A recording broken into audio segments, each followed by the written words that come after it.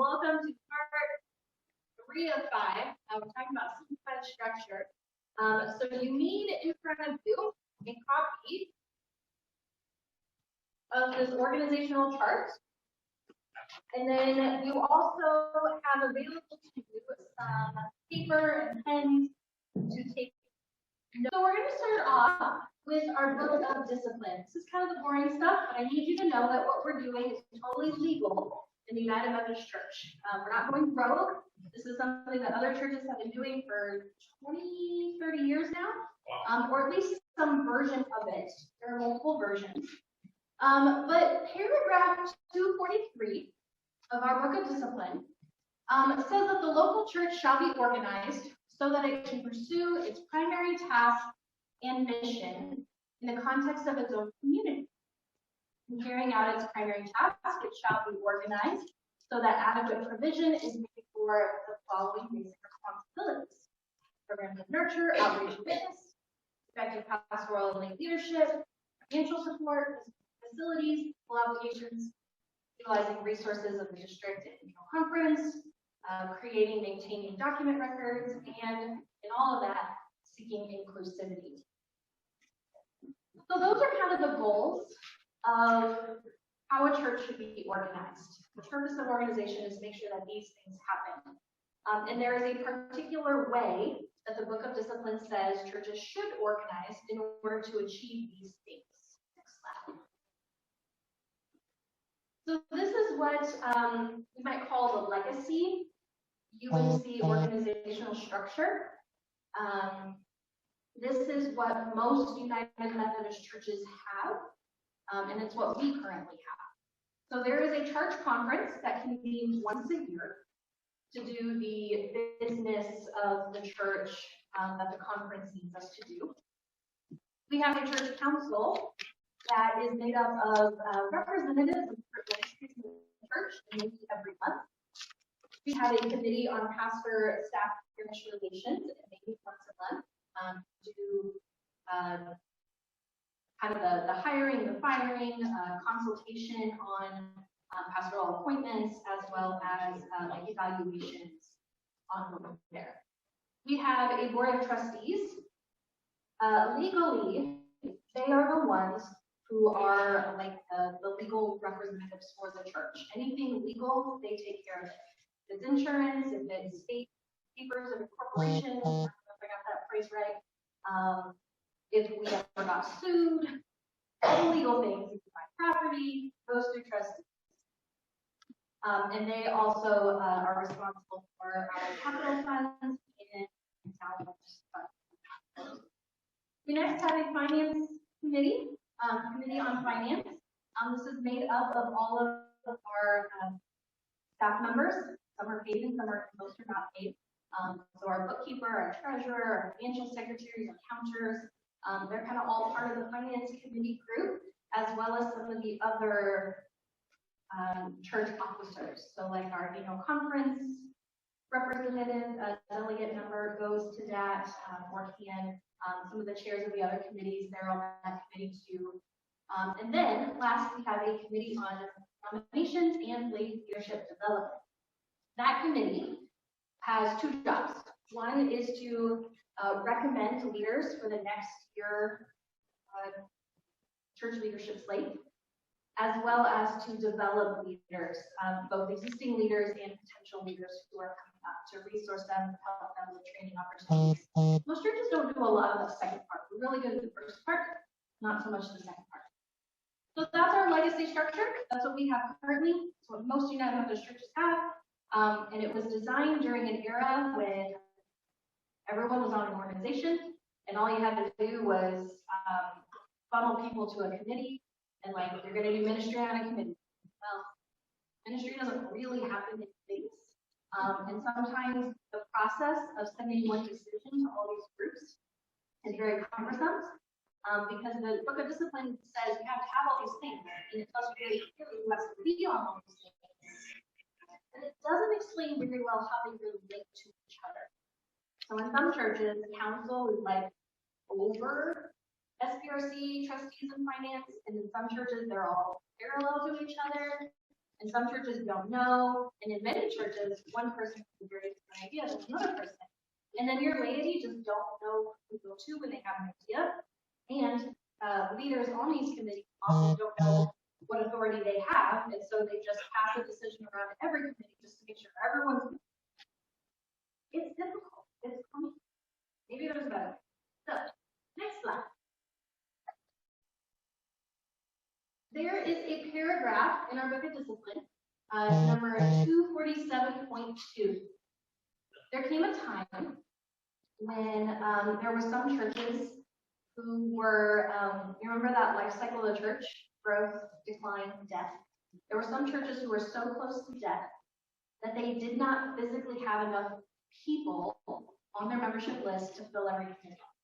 They could not fulfill the Book of Discipline's requirements for their committees.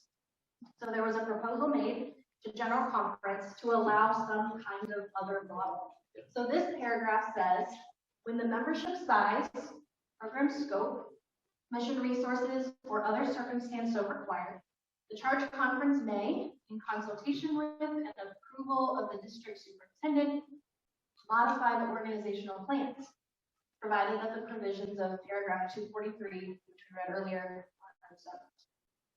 This was a gift originally for small, dying churches, but what happened was large churches actually said, hey, wait a second, I think we can be more effective at our ministry if we have a modified organizational plan. So they started talking to their district superintendents and figuring out like what works, what doesn't, what's allowed, what will you allow. And for like the first decade, we had a bunch of different models that were kind of similar, they were kind of different. But over the course of like 20, 30 years, what has emerged is kind of 2, maybe 3 primary models. And they're all very similar. And as far as I can tell, Simplified Accountable Structure by Kotan and her co-author is the one that is like staying the most up to date with research on best practices. Where some of the other books, they came out 5, 10 years ago, and they're not like continually putting out updates. So it's not necessarily the best practices. But all that to say, paragraph 247.2 allows for a diverse range of options, and we are looking at one particular option that a group of churches in the United Methodist denomination have been working on over time. Okay, next slide. So I'm going to invite you to look at the handout. The handout shows you the organizational chart of what we could look like. There is a more generic version of this available in the Mission Possible workbook. Some of you have that workbook. If you don't have it, you don't need it unless you wind up on the governing board. If you end up on the governing board, then you will get to your own handbook. But until then, this should suffice. There's a more generic version available in the handbook, but I made this one to show a little bit more specific to our church. That said, this is not everything. So if you start asking, hey, where's Tiny Pantry? Hey, where's this group? Where's that group? This isn't everything. We would continue to develop this further, but my paper was only so big, and I didn't think we could make it any tinier, and this already took hours. So we would develop it even further. So in this model, the church council, the trustees, the finance team, committee, and SPRC, all of those things are still required by the Book of Discipline. So they merge together into one governing board. They don't disappear. We still have them. They are now consumed by one board, the governing board. Now I'm going to call it governing board. The workbook also refers to it as leadership board. The name doesn't matter, except that we understand what it is and we agree what it is. We can change it if we want. We just don't want to call it church council because we have that now. So a new model should have a new name so that we just don't use all the time. So I'm going to call it governing board, just to have FYI. The name is not the important thing, it's how it's organized and what it does. So on this board, you have 9 members of the church. They have to be professing members of the church. And that's because all the committees except trustees all have to be professing members of the church. So the governing board has to follow like the most restrictive membership requirements of all the. So 9 members on the board. They are elected to 3 classes for 3-year terms. So we still do the same. You serve for 3 years. Every year, a third of the people rotate off and on to give a really healthy change of leadership, give people an opportunity. If you rotate off, you can take a year off, and then you can actually apply to be back on it. But you have to take at least a year off. The board members are nominated by the nominations committee and then elected at church conference. Best practice, and what I would advocate for, is that every year we ask our district superintendent to convene our church conference as an all-church conference. That way more people in the church have a chance to vote. They have a chance to say who's going to be on this governing board. A church conference has fewer people who can vote at it, but an all-church conference, all professing members can vote. So that's a better system of checks and balances on this model that I would recommend. Due to SPRC requirements, staff and family members of staff can't serve on the board. So that will influence some families based on our current model if we were to make this transition. And this is a really big change. Board members represent the whole church. They don't represent individual groups or ministries. So like right now, our council has a UFW president, Methodist Men's president, a youth representative, trustees representative. We have all these representatives. That's not this way in this new model. Instead, each board member represents the whole church, and special interest groups are not represented at the board level. The Committee on Nominations and Leadership Development still exists. It remains a separate committee that nominates both the nominations members and nominates the governing board members. And next week, I'm going to be talking about how we choose leaders. So I'll be sharing about what the nominations process looks like for SAS, because it's more involved than what it has been in the legacy structure. So in this model, like I said earlier in the sanctuary, the pastor reports to the governing board and is accountable for achieving goals, and then the staff and ministry teams, those leaders, they report to the pastor and are accountable for those objectives. I just want to point out that there's a couple ways churches can do this. You can say that all the leaders are staff, and some just happen to be paid and some are not. We could say that. If that's too confusing, you can have staff who are paid and then ministry team leaders. It's just a language choice. If you read the workbook, you'll see it kind of used interchangeably. Just know that there is a level of leaders of ministry teams, and the language is however a church wants to use it. So for our purposes, I'm saying staff, paid ministry team leaders, but that's just language we can change however we want. Next slide, and I think it's Greg's turn.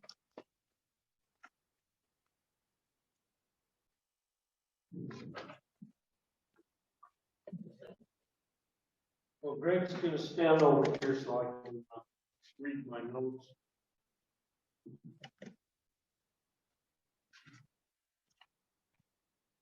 As you can see, the structure will have the governing board for governance, and they will be the ones setting the policies and mission of the church.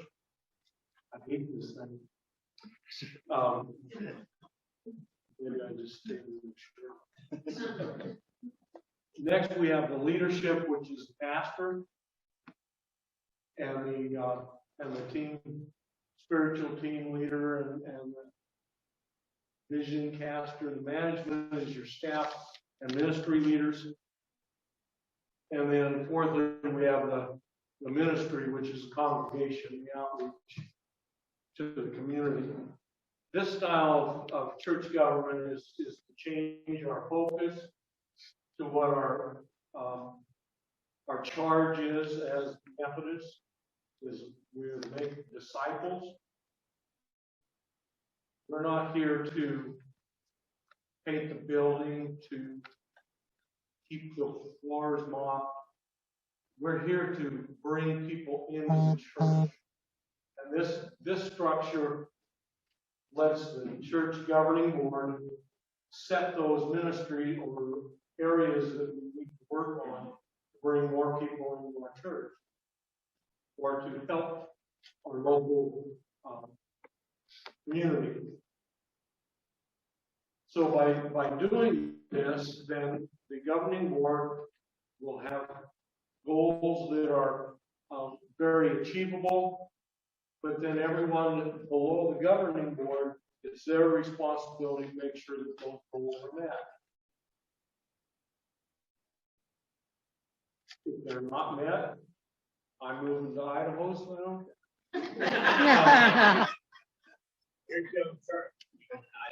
The thing is, we will be, each one of us will be held accountable for our actions on one of these ministry teams, whether it's the garden, whether it's outreach to the community, whether it's fish.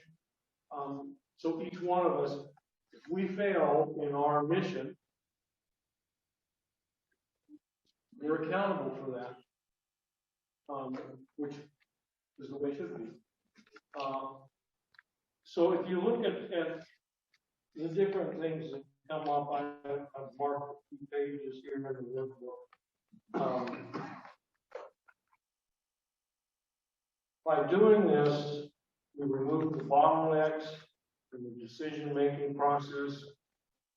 Once the mission is handed down, the governing body has decided what we're going to work on this year. Once it's passed on, then it's up to the individual teams to make sure it happens. They'll do their part to make sure it happens. It's not, I've got to run back to the governing body and ask permission to spend $5 to send out a flyer to the neighborhood. You've got that permission once it's out of the governing body. Yes, if it's expensive, there's going to be things like, okay, get 3 bids. If one of the ministry teams decides to go out and buy the mobile home park next to us here, that would probably have to go back to the governing body. But if we decided we wanted to hold an Easter egg hunt and invite the city of Newberg, you just do it. It's within the realm of responsibility.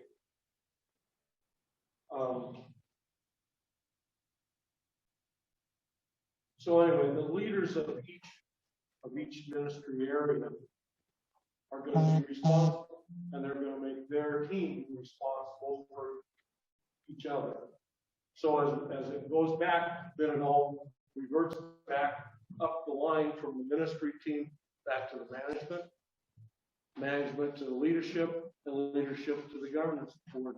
So at every level, somebody's responsible for what's going on in the church, and ultimately responsible is the governing board. And so you don't want to make them mad.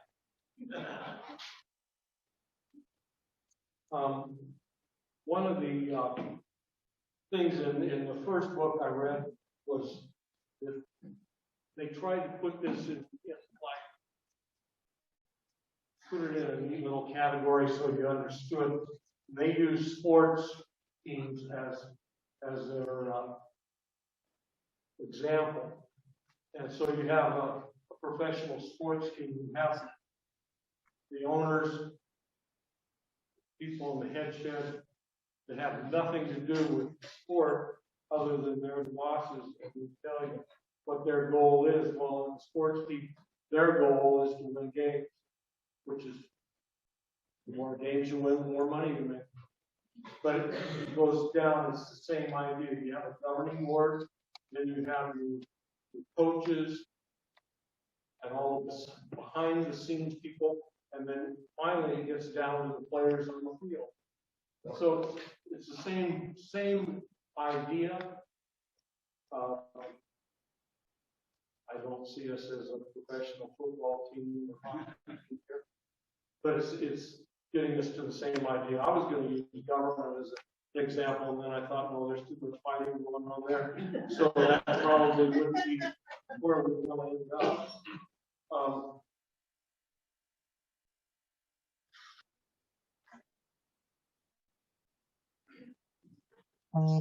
So it comes down to they use the word simple, and the S is set expectations, the I is invite, commitment, M is measure progress, P is provide feedback, L is link to consequences, and E is evaluate effectiveness.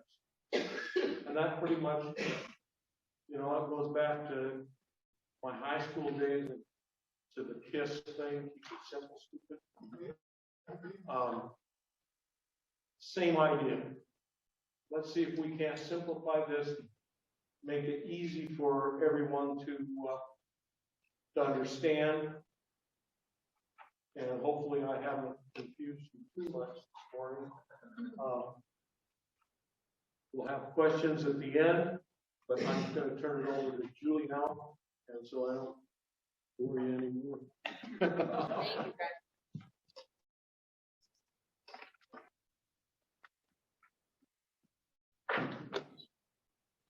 Okay.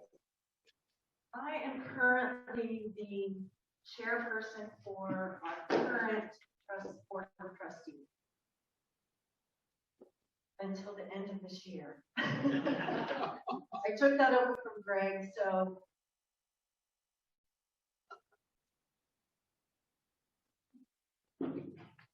instead of having the regular committees like we have now, we will have ministry teams. And like the name implies, this is where the actual ministry happens. So instead of being nominated or elected to a committee, it's more of a volunteer, I want to help with this kind of thing. I want to help with the mission of the church by doing this. So if you have a particular thing that you're interested in, you enjoy doing, you're very qualified in something, then that's the gift that we need from you to help us with the trustees. So that not everyone has to do everything. We can spread it out a little more. It's not quite so involved for the people doing it. So the next slide is a little bit of a question for you. Oh, yes. So you can be, like, there's a particular project that we're going to be working on, and you say, that interests me, I want to work on that. You can work on just that project. You don't have to be involved in the whole, everything that happens. It can just be a short-term project. You can do 2 or 3 short-term projects. So it just makes it a little more individual for you to pick out what really is your passion to help with the ministry of the church. Okay, so what about the trustees? How will 9 people on the governing board take care of the building by themselves? This is a trick question. They don't. They won't. That's what the new committee is for. Not a team. A team. You have to learn these terms. So there will be a building maintenance team, and that's just what we'll do. Maintenance on the church and the grounds. If you've ever been on trustees before, you know that there was a lot of other things involved. So in the last year, we've kind of compiled a list of what we've taken care of. For all those people who didn't want to be on a committee because of all the meetings you have to go to, this will eliminate that. The governing board will take care of all that. So all the things on the over here under the governing board those are the things that we worked on in the last year. Upgrading the AV stuff, we're trying to get all that equipment upgraded, some cameras, make all that easier. Getting the new clothing bin for the clothing closet. Insurance reviews, that's a night that will put everyone to sleep. Reviewing the custodial services, working on the property evaluation for Dundee, our anti-racism campaign that was checking for what we had for art and things in the church, the key policy, and then receiving a kind donation. So all of those would be handled by the governing board. No longer have to sit through a meeting and deal with all that. So the building maintenance team would handle the things on the other side of the screen. We just fixed the electrical wiring out in the parking lot that was a little wonky and was connected to some things it shouldn't have been connected to. We did the chancel renovation, which looks amazing. Thank you, Bob. Going to be reshedding the side and outside. We had to repair the basement door for the clothing closet.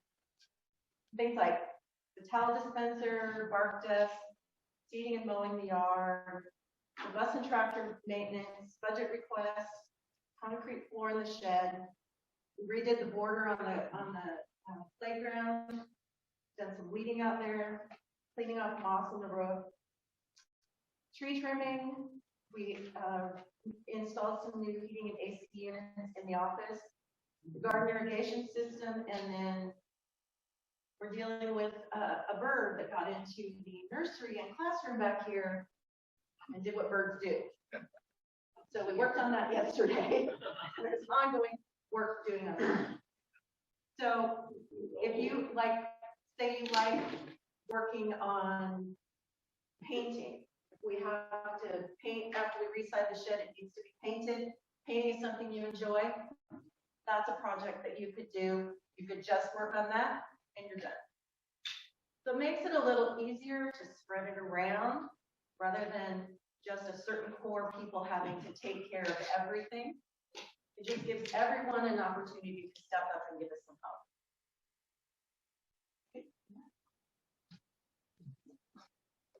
I'll just throw on there. Look at the breakdown here. All of that work was handled by our trustees this past year, but in the new model, about a third of that work would have been done by the governing board. 2/3 of it would be done by building maintenance. And in this system, the building maintenance team is led by a single leader who is accountable to the pastor. And that leader is responsible for making sure all the work is done. They don't do the work themselves. You can do some, but they are responsible for managing, coordinating all of this stuff getting done. So they're the ones helping to schedule, gather people, invite, and like Julie said, you might come for a single project, like a cleanup day, or you might want to be on the team in an ongoing capacity and have some extra authority to do building maintenance if you're a regular member of that. We'll talk about that in a second. Next slide. So in order to make decisions a little more streamlined, efficient, less time consuming, you use something called guiding principles. This is a document that the governing board puts together, and they review it constantly, at least annually. But as we start this process, you're constantly reviewing it to get them created. So the guiding principles are policies and procedures that the pastor and the leaders of the church use to make day-to-day ministry and operations happen. These guiding principles give clear boundaries and it's permission giving. There's this analogy that if children are on a playground and there's no fence, they will play only on the equipment. But if there's a fence around it, children will play all the way up to the fence. If you know where the boundary is, you can go a little further, get closer to that boundary and not cross it.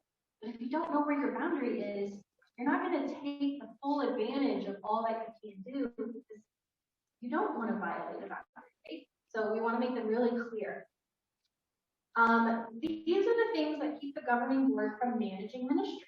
governing board is not planning ministry. They're not monitoring staff constantly. They are just setting policy and guiding. They are not managing ministry. The guiding principles do that for them. These principles also keep pastor and staff from micromanaging. Please give me some guiding principles because I know myself. And lastly, this resource is readily accessible to all the ministry team leaders and the staff because they can be changed frequently. And so you have this document. Maybe there's a printed copy, but like it's best to have this digitally so that as it's updated, you can easily just find it. Next slide, please. Okay, so what kinds of things would you have a guiding principle on? You would put your building key policy in here, any building use forms and any instructions for the people who are approving building use forms. This would include your employee handbook, your technology use contracts, your sanctuary policy. Those things we're all accustomed to already, but adding a little more clarity. How the governing board makes decisions. In SAS, it is recommended that Robert's Rules is not standard. It actually recommends that for every decision the board has to make, the chair proposes a decision-making process. The group agrees to that process or changes it, and then starts the process of making a decision. So for example, there are some things that make sense for Robert's Rules of Orders. You want to take a vote, majority wins. There are some things that there could be some relational damage done if it's just a vote. And if you have someone like call the question too fast and you end discussion, like you might do some relational damage if you don't allow time. So the chair of the board can say, okay, we're going to take 10 minutes to brainstorm ideas and discuss. Everyone is going to write down a question. We're going to go around the group and everyone's going to have 1 minute to speak. The point is that there are other models in Robert's Rules of Orders, and the governing board doesn't have to be restricted to a single method. So you could have a guiding principle about some of the options that are available to the governing board. And then as needed, based on the circumstance, the context of the decision, the board can choose the way that is most suitable for the desired outcome. Next, you're definitely going to want to have your financial procedures, your spending limits that the pastor, the staff, the ministry team leaders have. Greg mentioned bid requirements. You might have a guiding principle that says what the expectations are for getting bids on big purchases. And then one question that if we do this model, we would definitely need to say is how the treasurer is chosen. Because currently that is an elected position at charge conference. In SAS, it could be elected by charge conference. It also could be selected by the pastor because the treasurer is at that level of like management as a staff person. So that would be up to the governing board to decide and then to have a guiding principle on it. And then we follow whatever that principle is. Next slide. So these are some examples. There are a lot more examples in the book, but even that's fairly limited. There's no template to give each church who wants to do SAS that says start from here and then modify as you need to. It's really important that every church create their guiding principles from scratch so that the board does the work they really need to make sure they are suitable for their church. So I'm only going to give you a few examples just so you can see what it kind of might look like. So one guiding principle might be, once the budget is approved, every line item in the budget is assigned to a particular staff person or ministry leader. And then that staff or ministry leader is free to spend their budgeted amount in alignment with their objectives with no further approval necessary. It's just the budget is their permission. Another example, any expense over $1,000 will require 3 bids. We can set that amount at whatever we want, but some churches might want to say, once you get to this amount of money, we want to get some extra bids. In addition to that, you might have a rule that says and then we're gonna take the lowest bid.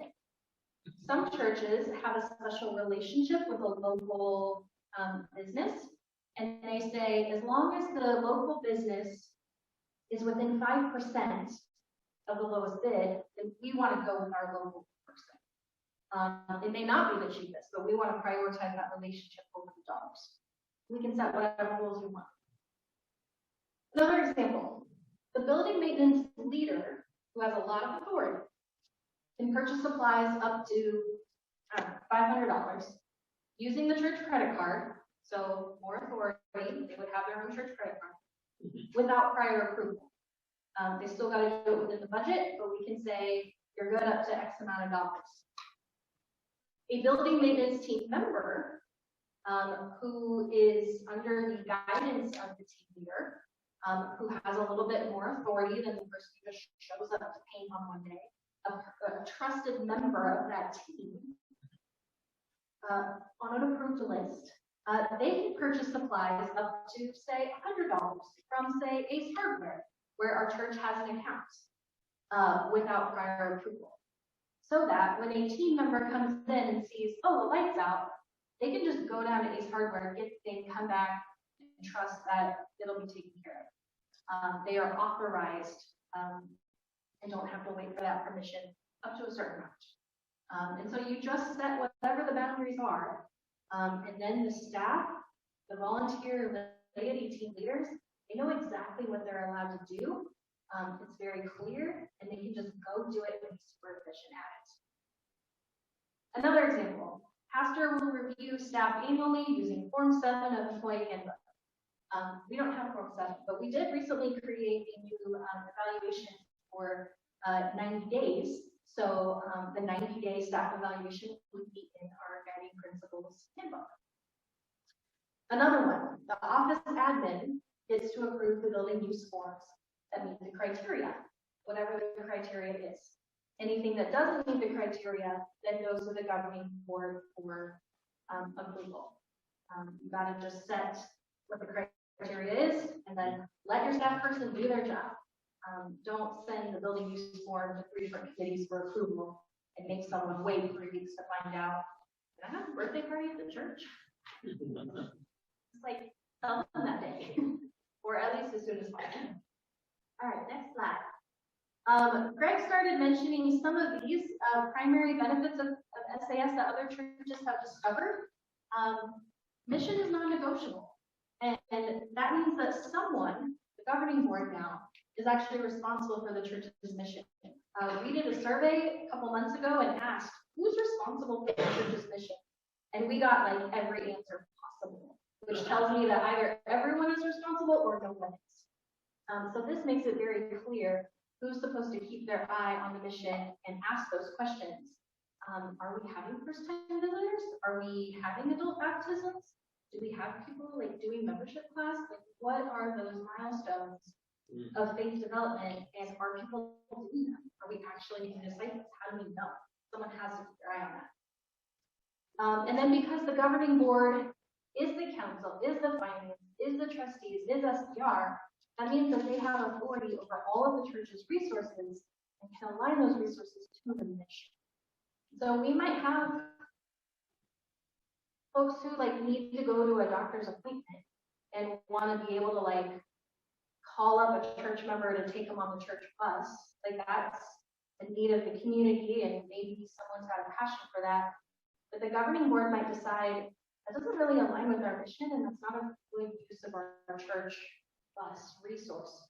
Or they might say, actually, yeah, that's a great way to connect with people in our community who are in retirement homes, to build relationships, and they can invite their friends to carpool together, and then we can invite them to church. Maybe that's a discipling process. It just depends on how it aligns to the mission and vision. Like Greg said, decision-making bottlenecks are gone, boundaries of authority are clear, individual leaders are held accountable at all levels. This isn't a good thing. This isn't like a bad thing. This is more about encouragement, support. You don't jump to, you're fired in a church. You start with, okay, what went wrong? Like, what do you need? How can I help? You start with those places long before you ask someone to resign from their volunteer. This is about support. And then just logistically, if only 9 people are on the governing board managing the administrative stuff, then that means like the 20 other people who are currently on our church committees, they now have extra time to like be in life-giving ministry, doing the kinds of things that feed their soul and make a difference in their community. There's some people who will draw closer to God by helping the church get the right insurance policy, and God bless them. There are some people who like need to go down and fit to fish and help people, you know? Both are good and needed. We just want to get people in the right places. Next slide. SAS is a technical change. Making this transition, if we choose to do it, does not guarantee missional success overnight. Like, it is not the answer to church revitalization. It's not some magic pill. But it can set the stage for revitalization in many churches. That said, there's a pretty clear warning in the workbook, and it says that all churches should be doing accountable leadership, stuff I talked about in service. Some churches should adopt simplified accountable structure. But no church should move to simplified structure if they don't also have accountability expectations and practices. Because you are moving from like 20, 30 people on elected committees right now to 9. And if you don't build in those accountability processes, having fewer people making like the policies and legal decisions of the church isn't the same. You have to have the accountability built in to make sure that everything works smoothly. And that's not something that you figure out overnight either. They expect that the first year of a governing board's operations to be an entire year of learning.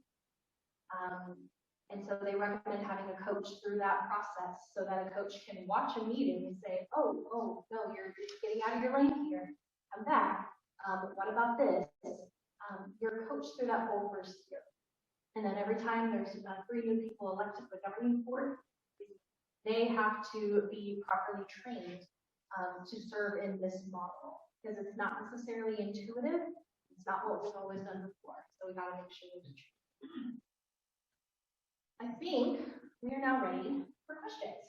So if you have a question that's written down and you don't want to say it out loud, Ida is available to come and pick them up, and she'll sort them and make sure they get to me. But otherwise, I will invite you to ask questions that you have. If I know I'm going to talk about it next week, we'll save it for next week. But if it's something about last week or this morning or right now, we'll try to answer that. I saw Gary's hand first. Casey, you said the group will be coached. Where does the coach come from? Where does the coach come from? So the governing board is the one that works with the coach during the first year. There's not one available in our team, and there's not one available who's the partner. Which is why I actually recently did the training to become a certified coach myself. That is not recommended. It is not recommended for the pastor to be their own church's coach. So while I feel confident in guiding us through the discernment process, not to the big votes, and while I would be willing to do my best to be both pastor and coach going forward, the recommended model is for the church to find a certified coach if you can, to be that kind of neutral, objective spectator to help. Bob. I'm not really clear on if the governing board is taking over, for instance, the SPR function. Are they the ones going to be hiring and firing and counseling staff, dealing with staff problems and so forth? Because if I understand it right, they're not supposed to be doing specific work. They're supposed to be setting policy. Yes. So the question is, Does the governing board really do the work of the SPRC? So let's look at our handout. And I want you to look at the circle that says work groups as needed. These are temporary, short-term. One member of the governing board leads the work group, and they're responsible for a particular task, such as, hey, we need to hire a director of music. So-and-so on the governing board, go for a interview committee. Work group, sorry, not committee. Work group.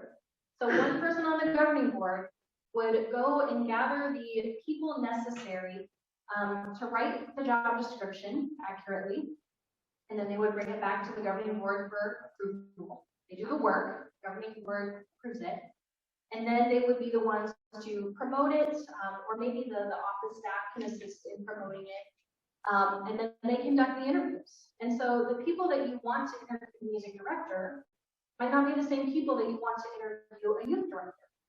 Different skill sets.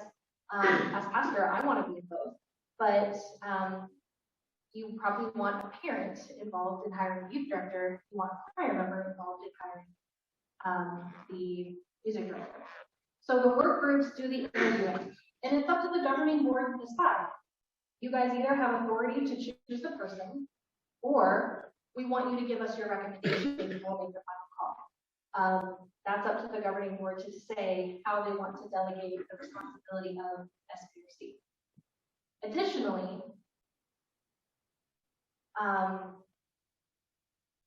a pure form of this, where you have high trust in the pastor,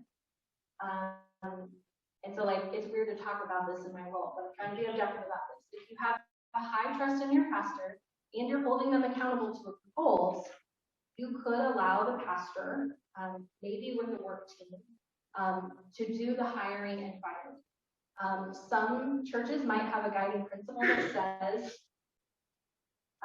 under these certain situations, a pastor can terminate an employee without governing board approval. There are some things that are urgent, and leaving someone in a position 10 more days for the governing board to meet is not okay. So we give them boundaries, we give them guidelines, the employee handbook spells it out, and the pastor has the authority in that model to fire. I personally think it's more important that the pastor can fire by themselves quickly than it is to hire by themselves quickly. You just have, you know, the urgency to hire is not there the same way that it is if something like that. Does that fully answer your question? Well, partially. Okay. There are times when SPRC has had to deal with conflicts between various staff people. So how might something like that be handled? It seems to me like developing a work group to try and deal with that is awkward. Yeah. So how do you handle conflicts between staff in this model? So right now, our SPRC has liaisons. And so each staff person has a different liaison. And like, we're still kind of figuring out like what that means. I learned through my coach training that the SAS model recommends no liaisons. It ends up causing more harm than it helps, and it just causes like triangulation. So in this model, staff just report to the pastor, and that's whether they're paid or unpaid. If something is like really wrong, the denomination has a process in place where the staff person could go to the district superintendent. If there's like a chargeable offense, if the pastor is like committing sexual harassment, if they're embezzling money, like you still have places to go to seek that restitution, to get that resolved. But there's not like that liaison model where the governing board is like trying to help staff members. It's just not. Okay, I'm still not totally satisfied. Okay. I mean, that to me, that's kind of a weakness of the system here, in a way. And maybe I'm misunderstanding the system. That we're talking about. That there are confidentiality issues that have to be kept in some form with some group. Okay, That is the governing board. okay, Yeah, all right, they are. okay, At the end of every governing board meeting, they go into an executive session, and that's when they have any SBRC issues on the agenda. So the bulk of a governing board's meeting is open, and people are encouraged to attend to observe, not with voice, certainly not with vote, but to observe. And then at the end of it, they go into closed session for any SBRC conversations. okay. But those conversations should be fairly minimal, except in like a big crisis. But it's not like every month, like a staff person is not going to a liaison complaining about like the cost, right? That's, but that's a learning edge for me. I don't know how that works, and that's something that a coach could help us to figure out how to learn. Russ? This is related to Bob's question. So what about performance reviews? Technically, that is according to the line of authority. So the governing board does the performance review of the pastor, and the pastor does the performance review of anyone immediately under them. And in our example, so you'll see, Lavita, this is news to you, but we sort of talked about this, kind of news might be coming. We have a staff person under me, so office admin / bookkeeper, and then under her, this new model would be the financial secretary, which is Karen. So in this model, I am not supervising Karen. The bookkeeper is kind of supervising Karen, and the treasurer is off to the side as like a checks and balances, signing checks kind of thing. But there is a like person to person kind of line. And so the governing board has to make sure that the organizational chart is clear. This might not be 100% accurate, but I did show the previous draft of this to Kay Kotan, the author, and she's like, yeah, you're gonna get in trouble with that one. So I modified it. She looked at this one, and she said, yeah, that looks much safer, much more clear. So this may not be the exact model, but this one is Kay Kotan approved. Yeah.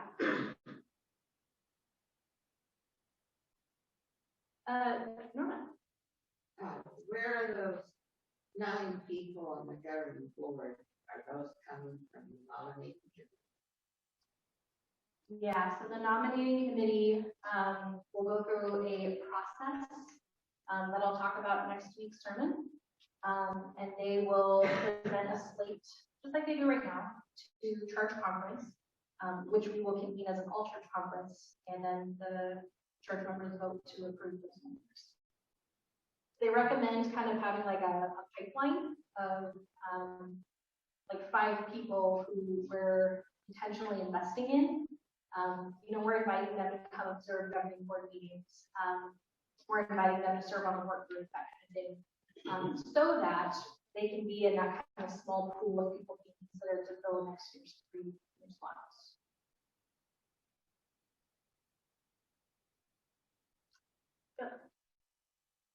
It says that it's anonymous based on where you've got all volunteers and somebody. We just can't find all that process.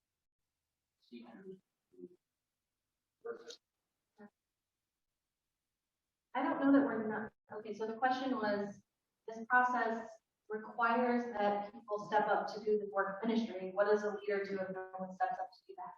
I mean, I would respond with, we have that problem now. The people who are, like that list of trustees work, that was done by a very small group of people in our church. Because there's this expectation that these are the people tasked to do it, but they weren't. They were never designed to do that. They were in charge of coordinating and planning it. But like whenever we put out a trustees call for like a work cleanup day for the whole church, I mean, in truth, we're not meeting a ton of people. So like when we needed to do the carpet cleaning in the nursery, the trustees said, well, like, yeah, we need to do it, but who's going to do it?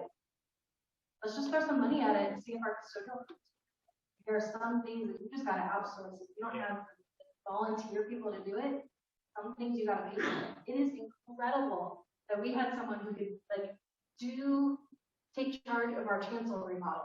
Most churches would outsource that to a professional company. Some churches, if you value youth ministry and no one's stepping up to do it, then you pay someone to do it.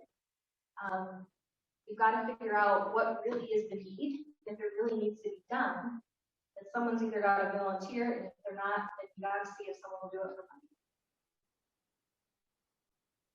Now, trustees, I assume, have a budget. Yes. And- Well, building maintenance team has a budget. Yeah, Yes. but all these tasks would have to fall into that budget area, so that, if you had to paint the church, that could eat up the whole budget, or replace the roof, that's gonna.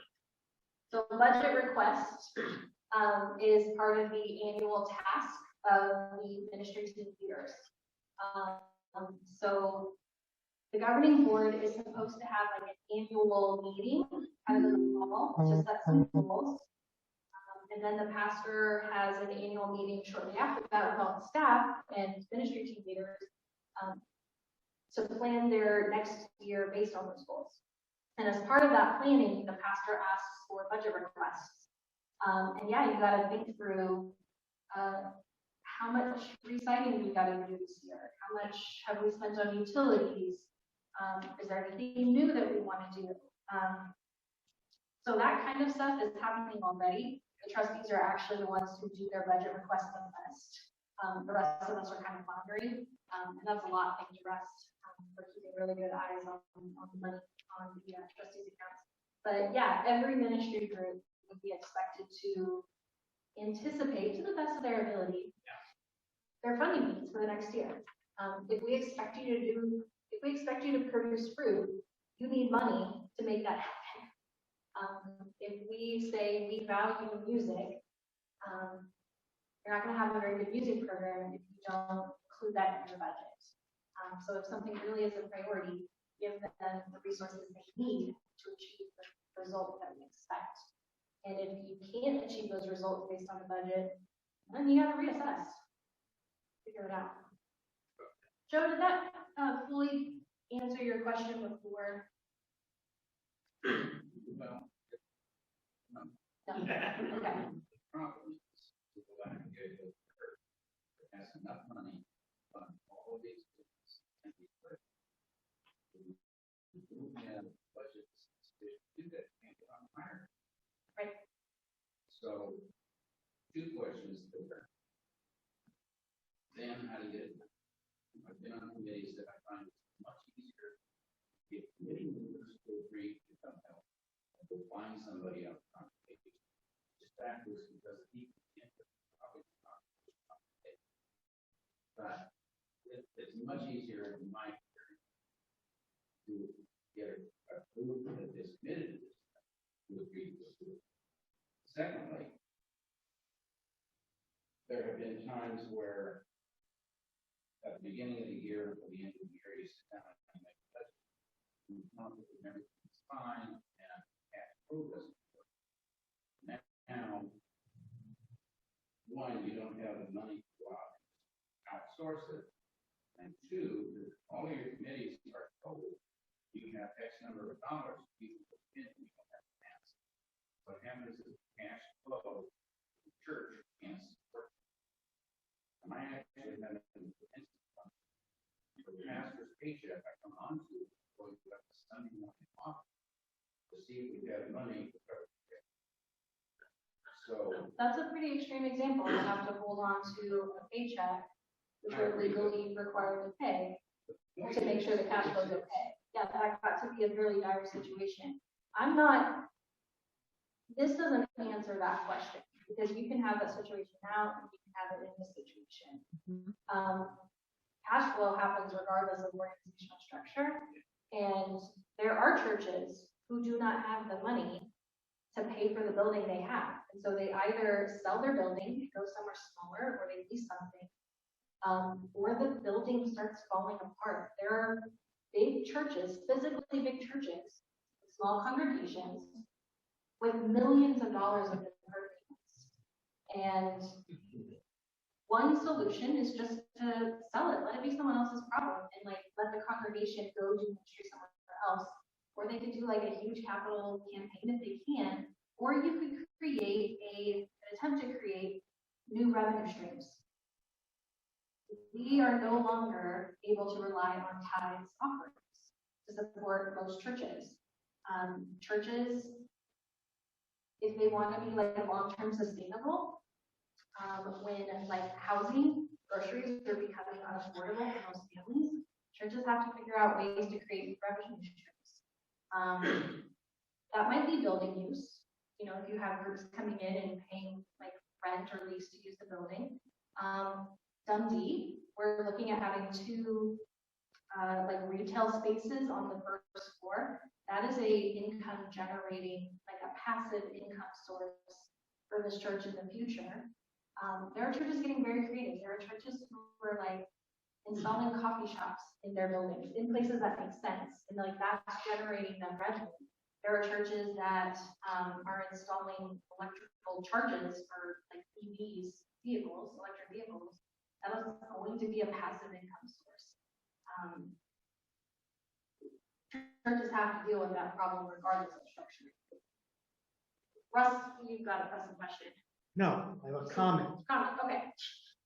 First of all, the issues Joe brings up are issues that every church has had over time. We haven't had many of those in the past few years, at least not big time. Seems to me in the SAS structure, part of the policy isn't just you can go spend your money for the year. It might be that, again, these were examples. Those aren't the hard rules that you gave.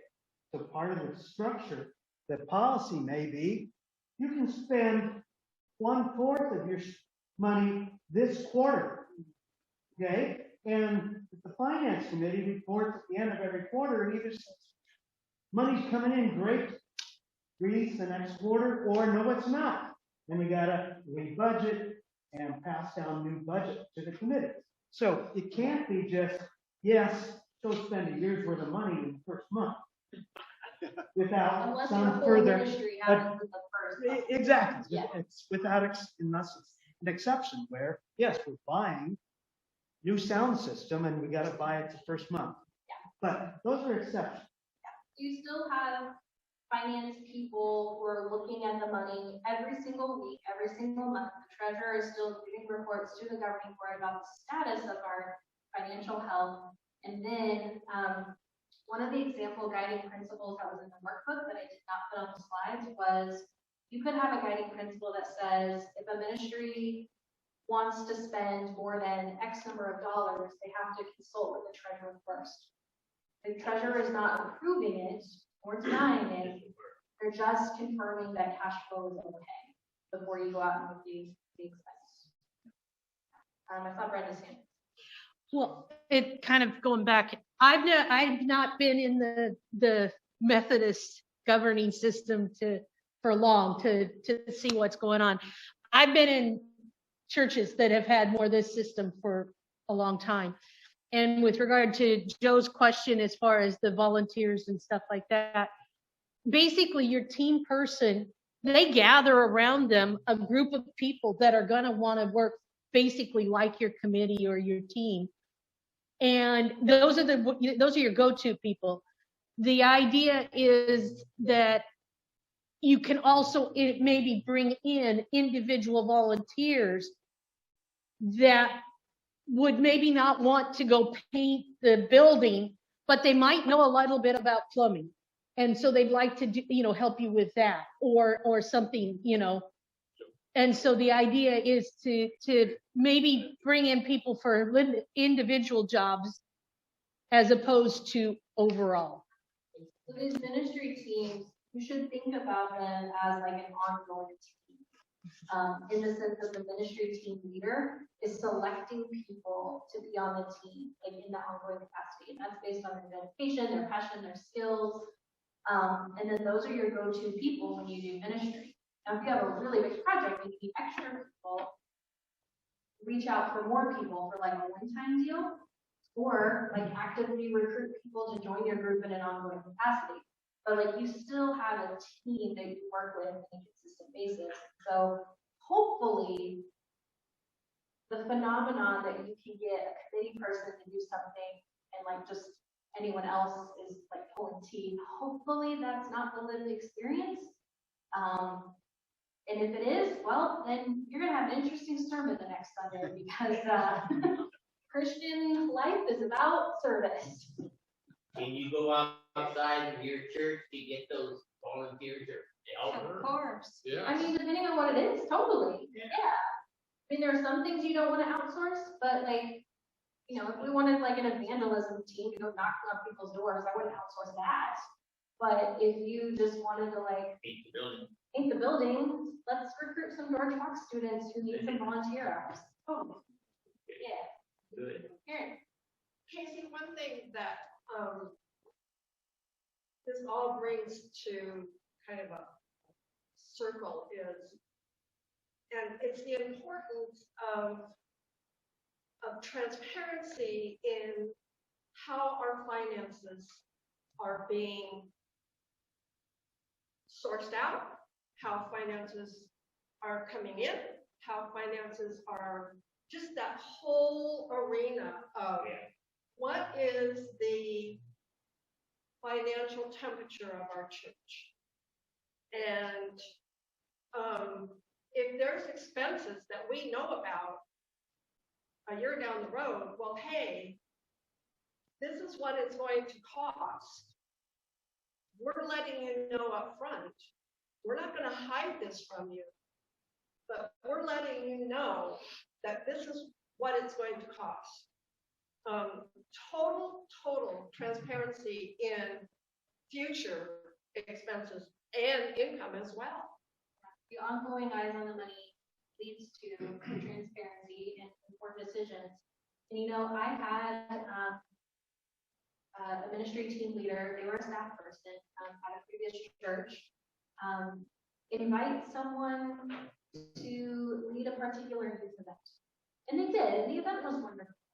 But they ended up overspending the budget, like by a substantial amount. So the ministry team leader said, this other ministry that I was planning on doing later in the year, we have to scale that back or cut it out completely because we didn't stay within our budget. So that leader had a conversation with the team member and said, hey, you know, here's what you did great. Here's where you kind of missed the mark. Like, I still want you to be a part of the team, but like next time we're going to have to change how we purchase certain supplies because this really does have an impact. And so that was like accountability. You know, someone overspent a particular area and it had consequences later. It wasn't like earth shattering, but you know, it wasn't great stewardship of the money, and it, you know, it meant we couldn't do something later down the road. Any other pressing matters for today? Remember, next week is choosing leaders, the nominations process, and then afterwards we're going to talk about the governing board, their annual planning retreat, their monthly meeting agenda, the kinds of things that they're responsible for, and then also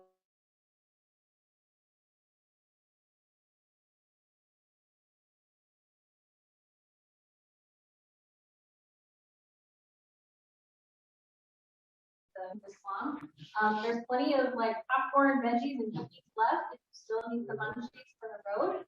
Thank you for coming. Please take your worksheets with you or ensure that they get recycled responsibly. Thank you.